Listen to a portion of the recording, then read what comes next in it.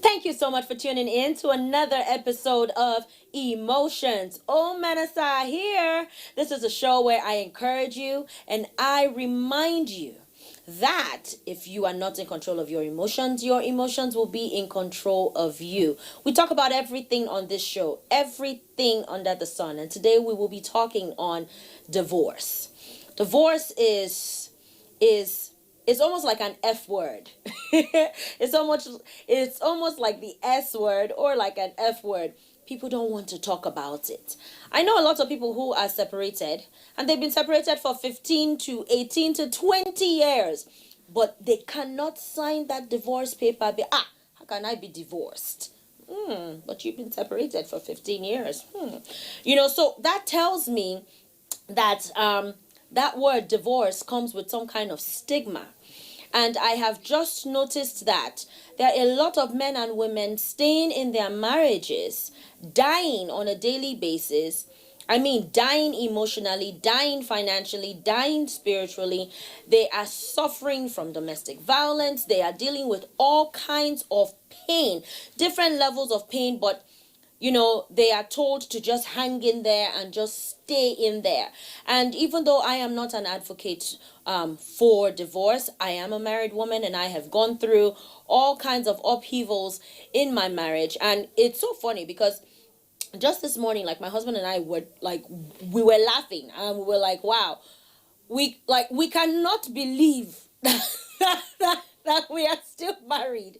We cannot believe that we actually went through all of those valleys and all of the mountains and everything that we have been through in our marriage.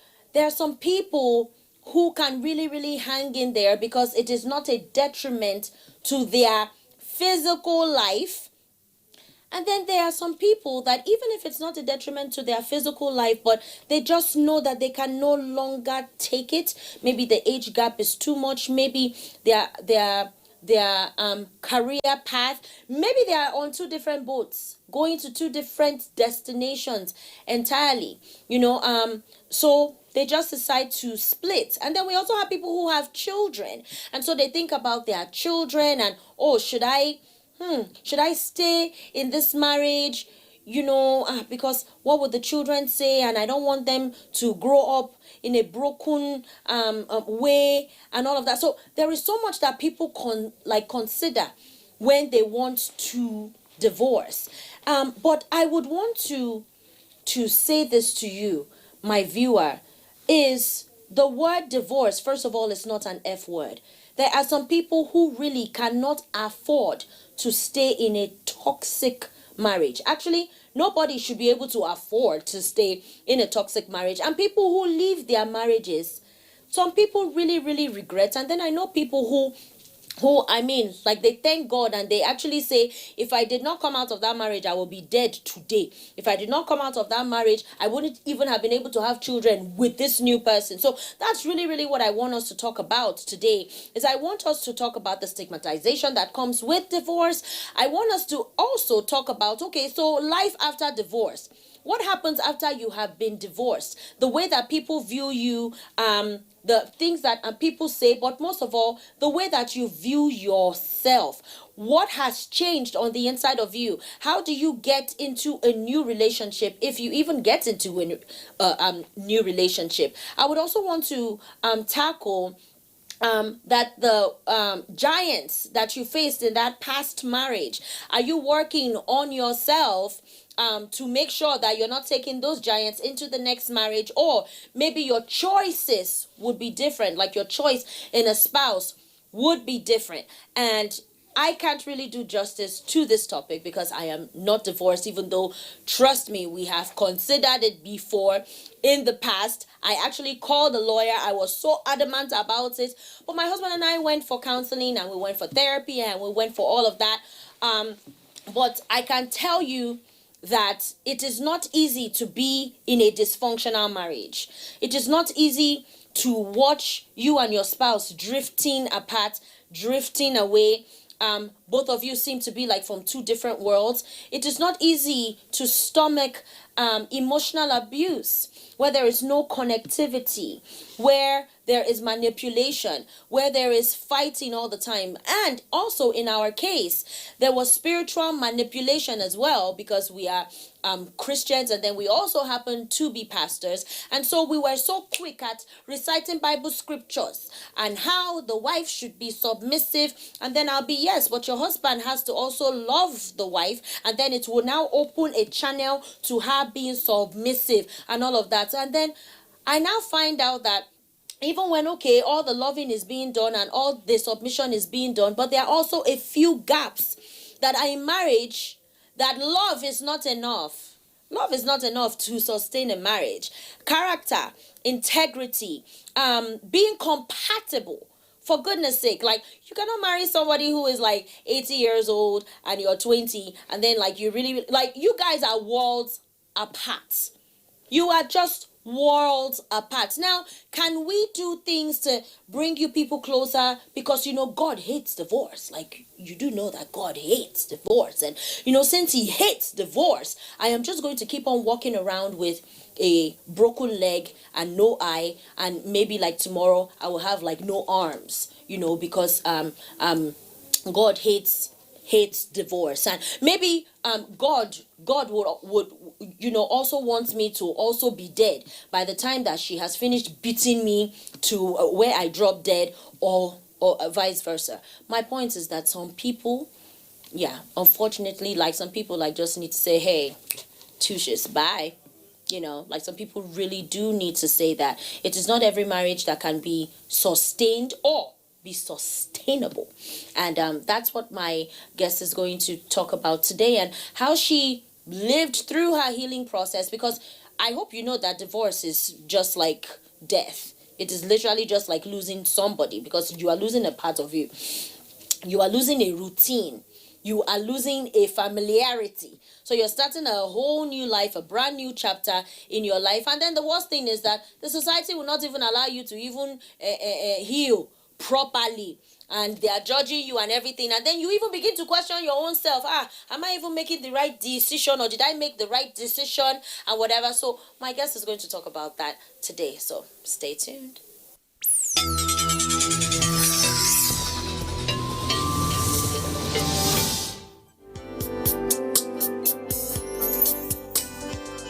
My guest is here, and I am so excited. Today our topic is on divorce. It is so nice, and help me welcome Miss Love Wilson.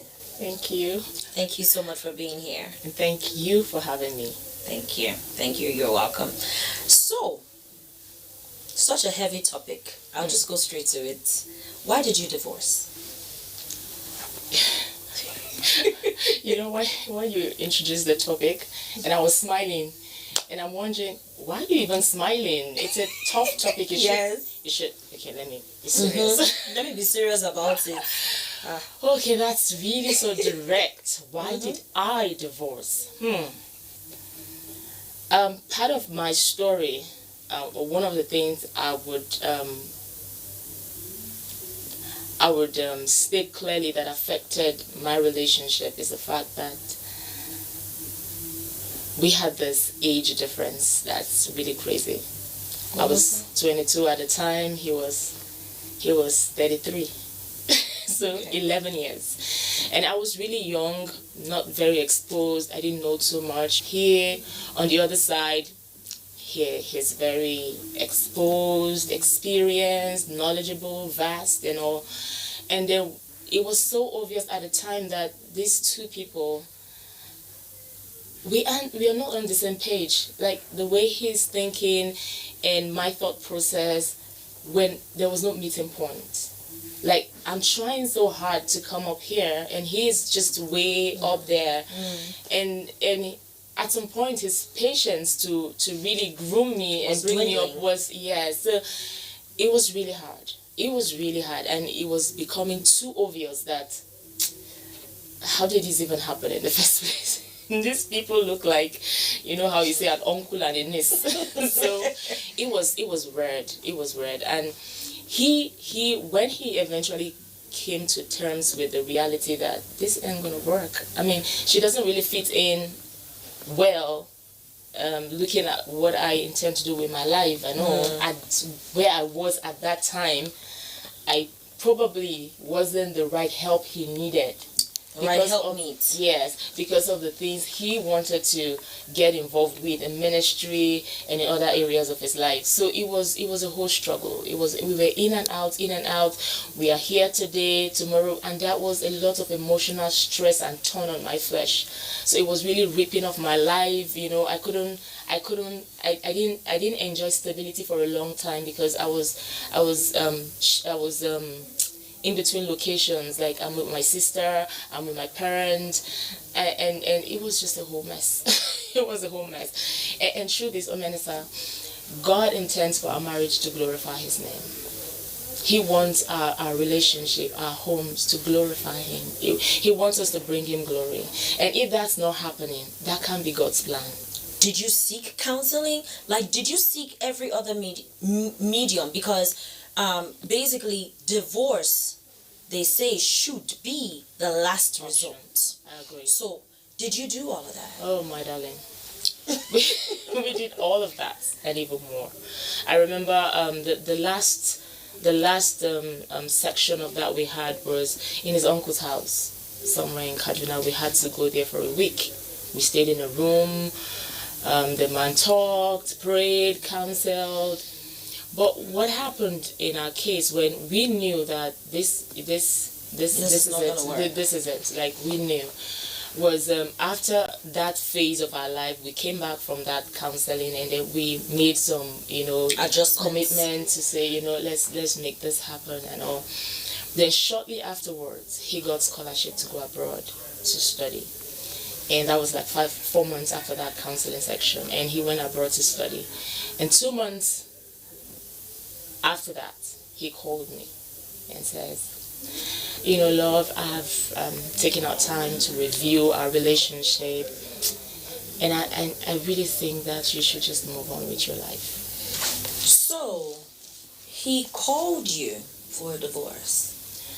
Well, maybe for a divorce, but that's not the way he put it. Okay. He said, I'm not coming back for you and the kids. I'm going to be here for a long time, even though I'm here to study. But I have reviewed our relationship in this past years, and I really feel that we are not making headways. We are not making progress as a couple that is expected. We are not being better. We're just being worse. We're just being bitter. And that's not God's plan for us. And I know that it might sound like I'm excusing him. This is because it's over a process. At that time, he didn't feel that way. I was devastated because, this is someone that have walked through this process of restoration, reconciliation, and everything, yeah. And I was so hopeful. So you weren't expecting it? Oh, no, not at all. I was so hopeful. I've given testimonies of our comeback. I imagine when that call came. And I knew he was serious because I know him. I know in my heart, a part of me was like, he'll come around. But the true part of me was saying, this guy's serious. This guy's serious. So I just became numb to that information, and I'm like, okay, let me see when he comes back, it will change his mind and all. So how many years? He went for a course that lasted for 1 year. How many years were you married? At that time, we were like 8 years. Wow. 8 years that was unstable. It started off, I was in school, finished, came back home, stayed for 2 years, and we got separated. So it's not healthy. It's been toxic, really. Like literally, it could have led to death. What were the things that you were going through emotionally? Oh yeah. In the marriage and when you left? In the marriage, I lost sight of who I was. The marriage took, like, I felt like my person died. I didn't know, like, how a situation gives you a new identity. Exactly. Yes. How it defines you and make you look as though you keep asking yourself every day, how did I get here? What am I doing here? Is this the life that I have looked forward to all these years? No, it can't be. You can't be. And so you are in that state of confusion, trying to find yourself, and this event happening in your marriage keeps reminding you of how your life has just taken a new and a different turn, and you're trying to fix that, and it's not even working. So it was a lot of emotional trauma for me. Would you say that you saw all of these things before you married? Because like sometimes like you see like certain signs, but you know, would you say that you saw all of these things before you married? And may I ask why you married at like so young? Because you see, because like I have brothers in Christ, like friends who, you know, tell me that they want to get married, and they're marrying a 21-year-old or like a 20-year-old, and I mean, I don't want to pour sand in their guy, but I tell them that, you know, like getting to a point of self-actualization and really knowing your identity, especially as a woman, it takes time, because there's so many layers. There are so many layers. So why did you get married that young? You know, even me, I'm still trying to answer that question. I think it's just the environment I found myself at the time, and the people that I was surrounded with. I know when this came to me, I was struggling with it. I really didn't think it was cool. Like, why should I marry at this age? But you know, he kept pushing, and then of course the Lord has said, you know, my wife thing came into play, and this girl that loves the Lord, you know, heard nothing. I just want, yeah, she heard nothing, but she just wants to please the Lord, and because the Lord has said, she just wants to honor that word. And so, but I knew at that time I struggled a lot to saying yes or no. So at some point I went to meet my elder sister and said, okay, this is it, this person and all. And she says, no, you can get married though. Don't say because I'm not married and you want to use me as an excuse. I said, no, it's not like that. I'm just thinking that I need some growing and some more growing up to do. And they say, it's not a problem. Everybody has their different destiny and their different path, you know. And it got me thinking, like, okay, I hope I'm not making a mistake by turning this down, you know. And then I talked to a pastor, and they said, there's no problem, you know. So the people around me, I think they really encouraged me, actually. They didn't think that it was, they just feel, come on now, everybody has different paths. And this guy, you know. He's on fire. Yeah, you know, this thing must happen. So, I mean, like, since we are being so facetious with the Lord thing, would you say that there was spiritual abuse in your marriage? Yes, of course. That happens a lot. You know, they know the Bible, they know scriptures a lot. And sometimes we are not being honest with how we use scripture, with how we use the word. We use it to... sometimes we are selfish in the way we use it because of how we want it to benefit us, and not in the real sense of what we are supposed to do, the sacrifice we are supposed to make to, you know, bring alive that part of scripture. Because of course, can two work together except they be agreed? Of course, there must be agreement. And if the two are chasing different parts, it's difficult to get them pursue a particular purpose and accomplish it. So yes, the submission thing, the respect thing, the love thing all came into play, and then the cultural part of the man just being a bully instead of being a man also came to play. And then at some point it was okay. I thought it was okay until I started going out and I saw how other men were treating their wives, and I'm like, wait a minute, what's going on here? Because this is how my man treats me. It's not right, you know. And then to correct that was really, really stressful, because it's a pattern he enjoys, and then it's been like, okay, this is the way we know how to do it, you know. She's a small young girl, so just treat her. You say, oh, get this, do this, do. So I didn't have like a companion, like a friend, more like I married a boss. So yeah, so the spiritual, I'm the head of the home, you know, actually had a stronghold. Was very prevalent. Had a stronghold, you know. I make the decision, I'm the man, and also I didn't have a voice. I didn't have a voice. I couldn't be heard. Even when I'm hurting, I just soak it in because I'm not supposed to speak. He's in charge, you know. How did you heal? Okay, thank you so much for asking that question because for me, my journey to healing started from within. It wasn't what anybody had to say to me, how they analyzed my situation. When he made that call to tell me he wasn't coming back to Nigeria, move on, I knew I had a decision to make. Of course, do I just want to hang in? I just, continue to be a message that is not realistic, that is not obtainable, that is a lie. Because it's a lie as far as I'm concerned. And so I had a decision to make. And the reason I was hanging in there was that there was absolutely nothing to hang in. There was nothing to hold on to. But I was, because I thought about my kids. I thought about the society. I thought about what I represent spiritually. I knew a lot of people looked up to me.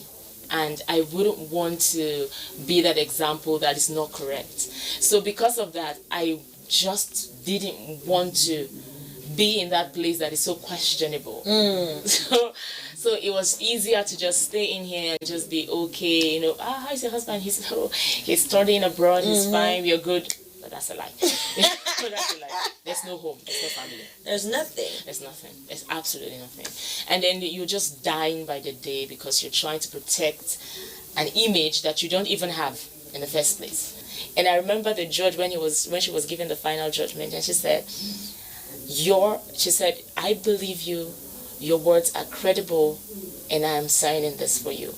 And she gave me, you know how people came to hug me that day in the court, and they were like that they've never seen anything like this, that people in your situation, that most times when it gets to this point, that they turn them down because they feel there's no reason. Your husband traveled abroad, and so what's your problem? But by the time I stated my reasons and the grounds, and the woman just was so convinced about the reason that I just need to move on with my life. And she was happy to give that judgment. Wow. That you're free. Wow. Oh, well, you look free. I am. Absolutely. I feel free. I don't just look free. I feel free. Absolutely. And one of the things that happened to me is afterwards, I just realized that there was no bitterness towards him. Awesome. I forgave him completely. I wished him well. I'm not, if he's successful tomorrow, it's not going to hurt me. I'm just going to be happy for him. Well done.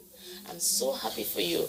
And that truly, for me, is the real healing. I think that one of the most noble things that he did was to have told you, was to have been honest with himself as well, and not just string you along or pretend to be somebody that he knew he couldn't be. Yes. He couldn't be this father to these two children. Yes. He couldn't be this husband to this particular wife. Is he remarried or? Well, I can't say formally. I don't even know, but well, you know how you just get information, information just go by like that. And remarriage is open for you, right? Oh, you don't want to know like how ready I am. How ready you are? I am. You have experience. You have experience. I am so ready to walk through that on path every facet. On every facet. Yes. Awesome. I just love your spirit. Thank you. Thank you so much for being on this show. Thank you so much for having me. And may this freedom in your heart continue. Thank you God so bless much. you. Thank you. Thank you so much for listening once again. Thank you so much for watching us on this show. Until next time. Bye-bye. You will have to jump off a cliff just knowing that you will not crash.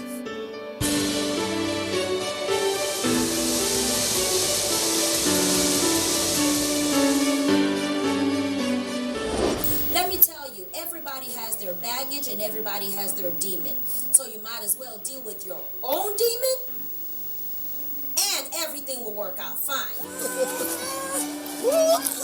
If you're not in control of your emotions will be in control of you.